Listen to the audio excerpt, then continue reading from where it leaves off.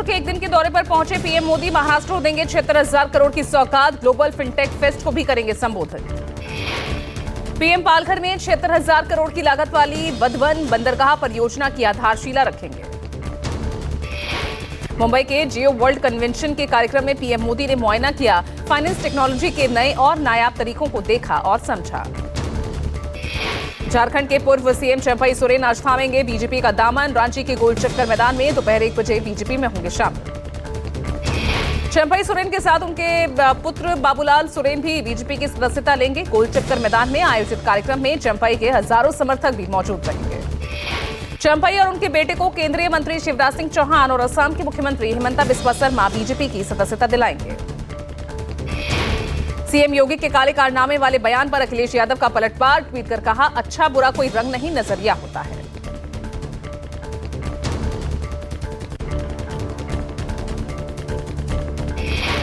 अखिलेश ने कहा, रंगों का मन मानस और मनोविज्ञान से गहरा नाता होता है। लाल रंग मिलन का प्रतीक है, शक्ति का धारणीय रंग है। योगी पर निशाना साधते हुए अखिलेश ने कहा, अगर किसी रंग को देखकर कोई भड़कता है तो उसके भी कुछ नकारात्मक मनोवैज्ञानिक कारण होते हैं। हाल ही में कानपुर में सीएम योगी ने सपा पर हमला बोलते हुए कहा था कि लाल टोपी वाले काले कारनामों के लिए जाने जाते नवाब ब्रांड ही समाजवादी पार्टी की पहचान है। काले कारनामों से इनका पूरा इतिहास भरा पड़ा है। लाल टोपी है लेकिन काले कारनामों के लिए लोग जाने जाते हैं। नवाब ब्रांड कांग्रेस किसी समाजवादी पार्टी की पहचान है। हरियाणा चुनाव पर बीजेपी सीसी की मैराथन बैठक। 55 प्रत्याशियों के नाम पर लगी मुहर। कुरुक्षेत्र की लाडवा सीट से सीएम सैनी लड़ेंगे चुनाव। बैठक में सभी 90 विधानसभा सीटों पर चर्चा हुई। बाकी बची 35 सीटों पर उम्मीदवारों के लिए आज कोर कमेटी की बैठक। हरियाणा कांग्रेस प्रभारी दीपक बाबरिया का बड़ा बयान सामने आया। चुनाव न लड़ने वाला व्यक्ति सीएम फेस हो सकता है। सीएम पद के दावेदार को एमएलए का समर्थन होना चाहिए। कोई भी व्यक्ति अपने आप को प्रस्तुत कर सकता है सीएम के तौर पे कि जिसके पास विधायक दल में से किसी न किसी का समर्थन रहता है और कांग्रेस हमारी कमान का आशीर्वाद रहता है। कई ऐसे चेहरे भी होते हैं कि जो गांव से जुड़े हुए नहीं होते, फिर भी उसको विधायक दल के नेता बनाए जाते हैं। महाराष्ट्र सरकार में मंत्री और शिवसेना नेता तानाजी सावंत एनसीपी को लेकर बड़ा बयान दिया। कहा, एनसीपी के साथ कभी नहीं बनी। एनसीपी के साथ बैठने भर से शरीर में अजब सी हरकतें होने लगती हैं। एनर्जी म्हणतोय गोळी खाली उलट्यावर चालवतात त्या अवस्था आहे। कारण ते विचार परिपूर्ण भिडलेले आहेत अंगामध्ये, त्याच्यामुळे ते शक्य आहे। आज जरी आम्ही कॅबिनेटला मांडीला बसलो असलो तरी सुद्धा बाहेर आल्यानंतर उलट्या होतात। ही वस्तुस्थिती सर्व होत नाही। ते आता वयाच्या 7व्या वर्षी म्हणून बदलू शकत नाही। तानाजी सावंत के बयान के बाद महायुति में नई रार शुरू। तानाजी सावंत के बयान पर अजित पवार ने बोलने से इनकार किया। त्यांना असे मिठाचे खले टाकण्याचे पाप करू नये, नाहीतर मी तुम्हाला पहिलेही सांगितलं की आता हे 5वा व्यक्ती झालाय। म्हणजे काल नितेश राणे, त्याच्यानंतर निलेश राणे, त्याच्यानंतर सदाभाऊ खोत, त्याच्यानंतर तानाजी सावंत। आज ही लोक सातत्याने आपल्या तोंडाचे पट्टे चालवत असतील तर राष्ट्रवादी काँग्रेस म्हणून आम्ही सुद्धा उत्तर द्यायला तयार आहोत। महायुतीचा धर्म पाळण्याचा ठेका फक्त आम्ही घेतलेला नाही। मुंबई कांग्रेस अध्यक्ष वर्षा गायकवाड़ के घर के बाहर भारी पुलिस बंदोबस्त। छत्रपति शिवाजी महाराज की मूर्ति गिरने को लेकर पीएम के खिलाफ करने वाली थी प्रोटेस्ट। कांग्रेस नेता असलम शेख, अमीन पटेल, वर्षा गायकवाड़ और भाई जगताप को पुलिस ने कस्टडी में लिया। महाराष्ट्र में कांग्रेस विधायक जितेश अंतापुरकर ने विधायक पद से इस्तीफा दिया। जल्द छोड़ सकते हैं पार्टी। जितेश अंतापुरकर पर आरोप है विधान परिषद चुनाव के दौरान की थी क्रॉस वोटिंग। वक्फ संशोधन बिल पर जेपीसी की दूसरी बैठक शुरू। बैठक में संयुक्त संसदीय समिति के सामने मुस्लिम संगठन ने रखा अपना पक्ष। जेपीसी ने वक्फ पर अपना पक्ष रखने के लिए ऑल इंडिया सुन्नी जमीयत उलेमा और Indian Muslim for civil rights समेत कई मुस्लिम संगठनों को बुलाया है। वक्फ संशोधन विधेयक जेपीसी अध्यक्ष और भाजपा सांसद जगदम्बिका पाल ने कहा, अगर सरकार ने वक्फ संशोधन 2024 को जेपीसी के पास भेजा है तो हम देश के सभी वक्फ बोर्ड को बुलाएंगे जिससे सभी की राय इसमें शामिल हो। जगदम्बिका पाल ने कहा, सरकार का मानना है कि एक बेहतर वक्फ संशोधन बिल आए। हम सभी सदस्यों से मिलकर एक व्यापक बिल लाएंगे जो इस वक्फ संशोधन बिल के लिए और देश के लिए बेहतर हो। विपक्ष के नेता के रूप में पहली बार विदेश दौरे पर जाएंगे राहुल गांधी। 7, 8, 9 सितंबर को अमेरिकी यात्रा पर होंगे राहुल गांधी। अमेरिकी यात्रा के दौरान राहुल गांधी टेक्सास में भारतीय प्रवासियों को संबोधित करेंगे। वॉशिंगटन डीसी में लॉ मेकर से तमाम मुलाकातें करेंगे राहुल। एलएसी पर विवाद सुलझाने को लेकर बीजिंग में हुई बैठक। मीटिंग में सीमा विवाद को लेकर मतभेदों को कम करने को लेकर बातचीत हुई। WMCC की 31वीं बैठक की अध्यक्षता विदेश मंत्रालय के संयुक्त सचिव गौरांग लाल दास ने की। बैठक के बाद विदेश मंत्रालय ने बयान जारी कर कहा, सीमा पर शांति बहाली, एलएसी का सम्मान दोनों देशों के बेहतर आपसी रिश्तों की पहली जरूरत है। दोनों पक्षों ने पिछले महीने आयोजित WMCC बैठक के फैसलों की समीक्षा की। मतभेदों को कम करने के लिए रचनात्मक विचारों का आदान प्रदान किया।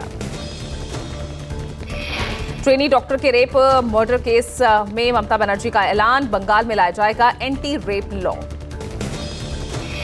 एंटी रेप लॉ के तहत आरोपियों को 7 दिन के अंदर मिलेगी सजाए मौत। ममता सरकार ने बुलाया विधानसभा का अति विशेष अधिवेशन। 3 सितंबर को एंटी रेप लॉ और बलात्कारी को तुरंत फांसी की मांग पर विधानसभा में बिल लाएगी राज्य सरकार। डॉक्टर रेप मर्डर केस को लेकर आज कोलकाता में टीएमसी भाजपा का विरोध करेगी। बीजेपी के प्रदेश अध्यक्ष सुकांतो मजूमदार ने कहा, महिला मोर्चा के सदस्य बाहर से कार्यालय में ताला लगा देंगे। बंगाल में हलचल तेज। पश्चिम बंगाल के राज्यपाल सीवी आनंद बोस दिल्ली पहुंचे। थोड़ी देर में गृहमंत्री से मुलाकात। सीवी आनंद बोस गृहमंत्री से बातचीत करेंगे, बंगाल के हालात पर चर्चा करेंगे। बीजेपी सांसद कंगना रनौत से नड्डा ने की मुलाकात। किसानों पर बयानबाजी को लेकर कंगना को फटकार। मध्य प्रदेश युवा कांग्रेस का हल्ला बोल। रोजगार के मुद्दे पर मुख्यमंत्री मोहन यादव की आवाज का घेराव करेगी युवा कांग्रेस। युवा कांग्रेस का कहना है कि एमपी सरकार ने युवाओं में कई बार रोजगार के झूठे वादे किए, जबकि हर बार ये वादे झूठे साबित हुए। सपा नेता रामगोपाल यादव की अगुवाई में पार्टी का 10 सदस्यीय प्रतिनिधिमंडल ने चुनाव आयोग से मुलाकात की। आचार संहिता उल्लंघन मामले में आजम खान को राहत। कोर्ट ने आजम खान को बरी किया। जम्मू कश्मीर में टिकट बंटवारे पर बीजेपी में कलह। छंब से राजीव शर्मा को टिकट देने पर बढ़ा विरोध। जम्मू कश्मीर विधानसभा चुनाव को लेकर पीपल्स डेमोक्रेटिक पार्टी ने 17 उम्मीदवारों की नई सूची जारी की। शिवाजी की मूर्ति ढहने को लेकर सीएम शिंदे ने कहा, शिवाजी महाराज की एक नई विशाल प्रतिमा का जल्द होगा निर्माण।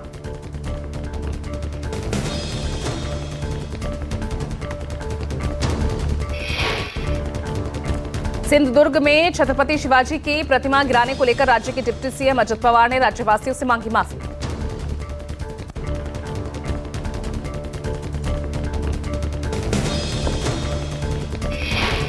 शिवाजी की प्रतिमा गिरने की घटना के विरोध में महाविकास अघाड़ी करेगी प्रदर्शन। मुंबई में उद्धव ठाकरे, शरद पवार, नाना पटोले भी विरोध प्रदर्शन में शामिल होंगे।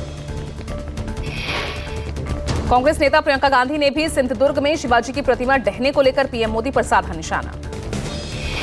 नेता विपक्ष राहुल गांधी ने बुधवार को दिल्ली की डीटीसी बस में यात्रा की। राहुल गांधी ने कंडक्टर से टिकट लेकर यात्रा की। जम्मू कश्मीर में बीजेपी ने अभी तक 45 उम्मीदवारों की लिस्ट जारी की है। लिस्ट में बीजेपी ने जम्मू रीजन में अपने 7 पूर्व मंत्रियों और 3 विधायकों का टिकट काटा।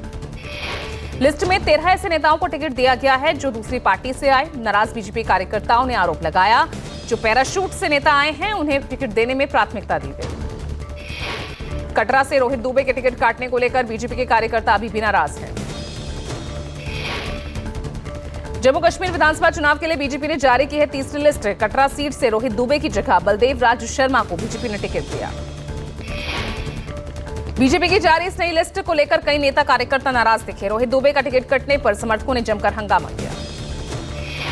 पूर्व उप मुख्यमंत्री डॉक्टर निर्मल सिंह, पूर्व अध्यक्ष संत शर्मा, पूर्व मंत्री बाली भगत, सुखनंदन चौधरी, अब्दुल गनी कोहली, श्याम चौधरी, अजय नंदा, नीलम लंघे, कुलदीप राज के टिकट कटे। महाराष्ट्र में चुनाव ऐलान से पहले एक्शन में शरद पवार दिल्ली पहुंचे हैं। दिल्ली में समीक्षा बैठक होगी। शरद पवार गृह विभाग के वरिष्ठ अधिकारी से मुलाकात करेंगे। सुरक्षा मुद्दों पर चर्चा होगी। महाराष्ट्र विधानसभा चुनाव को लेकर कांग्रेस पार्टी ने इंटरनल सर्वे कराया। सर्वे में कांग्रेस पार्टी का राज्य में 80 से 85 सीट जीतने का अनुमान। एनसीपी शरद पवार गुट को 55 से 60 सीटें, उद्धव गुट को 32 से 35 सीट मिल सकती है। कांग्रेस के सर्वे में बीजेपी को 55 सीटें, शिंदे की शिवसेना को 33 और अजित के एनसीपी को 18 सीटें मिलने का अनुमान। बहराइच में 2 आदमखोर भेड़ियों की तलाश तेज हुई। अब तक 4 आदमखोर भेड़िए पकड़े गए। बहराइच में 35 गांवों में मचा हुआ कोहराम, रात रात भर जाग रहे हैं लोग। बहराइच में इन आदमखोर भेड़ियों को पकड़ने के लिए 5 वन विभाग, बहराइच, कतनिया घाट वाइल्ड लाइफ, श्रावस्ती, गोंडा, बाराबंकी की लगभग 25 टीमें तैनात। राजगीर में सीएम नीतीश कुमार ने किया खेल अकेडमी और बिहार खेल यूनिवर्सिटी का उद्घाटन। राष्ट्रीय खेल दिवस के अवसर पर नीतीश कुमार ने ओलंपिक गेम्स, एशियन गेम्स सहभागी खिलाड़ियों, प्रशिक्षकों को सम्मानित किया। सीएम नीतीश ने शशि भूषण प्रसाद को नकद पुरस्कार, प्रशस्ति पत्र प्रदान कर सम्मानित किया।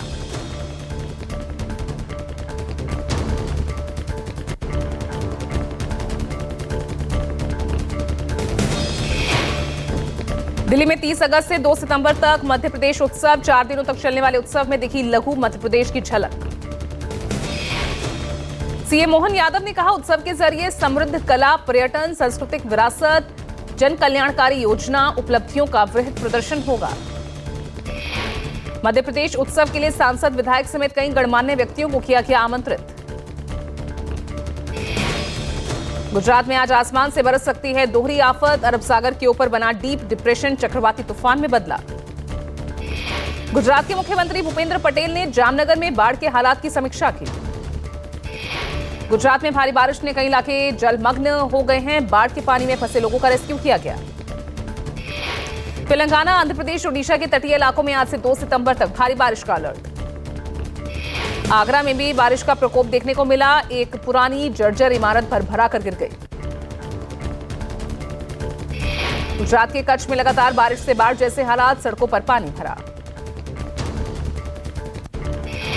कच्छ में 10 घंटे में सबसे ज्यादा 11 इंच से ज्यादा बारिश हुई। अंजार, गांधीधाम, लखपत, भुज में 1 से 2 इंच बारिश दर्ज की गई। मौसम विभाग के मुताबिक कच्छ, राजकोट, जामनगर, पोरबंदर, जूनागढ़, मोरबी, द्वारका में आज भी भारी बारिश। लगातार होती बारिश से देवभूमि द्वारका के निचले इलाकों में भरा पानी। कई आवासीय घर जलमग्न हुए। सेना के जवानों ने प्रशासन के साथ मिलकर बच्चों, बुजुर्गों सहित कई लोगों को बचाया। रामनगरी अयोध्या में अंतर्राष्ट्रीय रामायण प्रतिष्ठा महोत्सव। IHRCC के चीफ डायरेक्टर VP सिंह ने कहा, सम्मेलन देश में युवाओं को नई ऊर्जा और भाईचारे का संदेश देगा। अंतर्राष्ट्रीय रामायण प्रतिष्ठा महोत्सव में दिग्गज नेता समेत संत समाज ने भी हिस्सा लिया। 26 सितंबर से 28 सितंबर के बीच अयोध्या में आयोजित होने वाला है ये सम्मेलन। दिल्ली के जगतपुर इलाके में DTC बस में लगी आग का गोला बनी बस। पीछे से आ रहे बाइक सवार ने बस ड्राइवर को दी जानकारी, जिसके बाद बस को रोक सवारियों को उतारा गया। पटना के पुनपुन में बड़ा हादसा। पूजा सत्संग सुनने आए लोगों पर दीवार गिरी। 40 से ज्यादा लोग हादसे में घायल। बताया जा रहा है कि अचानक से तेज हुई बारिश के चलते ही मकान की दीवार ढही। घायलों में महिला और बच्चे सबसे ज्यादा थे। नजदीकी अस्पताल में भर्ती।